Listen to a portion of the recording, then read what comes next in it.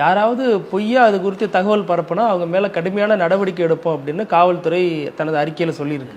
ஆனால் இவரே மீண்டும் மீண்டும் சொல்றாரு அதன் மீது எந்த நடவடிக்கை எடுக்க அவரு ஒரு சமூக தளத்தில் வந்து ஒரு உயரிய பொறுப்பில் இருக்காங்க. ஒரு பல கோடி சொத்து மதிப்பு உள்ளது.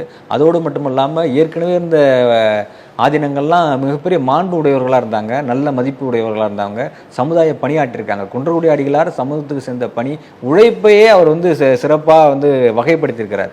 உடல் உழைப்பு, அறிவு உழைப்பு. உடல் உழைப்பு தான் வந்து உயர்ந்ததாக கருதப்பட்டது, அறிவு உழைப்பு வந்து அந்த அளவுக்கு கருதப்படல. ஆனால் காலப்போக்கில் உடல் உழைப்பு செய்கிறவங்களை வந்து சிறுமைப்படுத்தியும் அறிவால் உழைக்கிறவங்களை வந்து மூளையால் உழைக்கிறவங்களை வந்து பெருமைப்படுத்துகிற வகையில் இங்கே நடந்துருச்சு. அதுவே தப்புன்னு சொல்லிட்டு உழைப்பையே வந்து உழைப்பிலே தீண்டாமல் இருக்கக்கூடாது, உழைப்பிலே வந்து பாரபட்சம் இருக்கக்கூடாது அப்படின்னு சொல்லிட்டு வேறுபாடுகள் இருக்கக்கூடாதுன்னு சொன்ன ஒரு உயர்ந்த இடத்துல இருந்தவர் குன்றக்குடி அடிகளார் போன்ற மற்ற இணைய ஆதீனங்கள். அப்படி இருக்கும்போது அதையெல்லாம் வந்து அப்படியாப்பட்ட ஒரு இடத்துல இருக்கும்போது அவங்களுக்கு உரிய மரியாதை கொடுக்கணுமே நினைக்கிது அரசு. ஆனால் தொடர்ச்சியாக அப்படி தவறுகள் செய்யும்போது சட்டம் அதன் கடமை செய்யும்.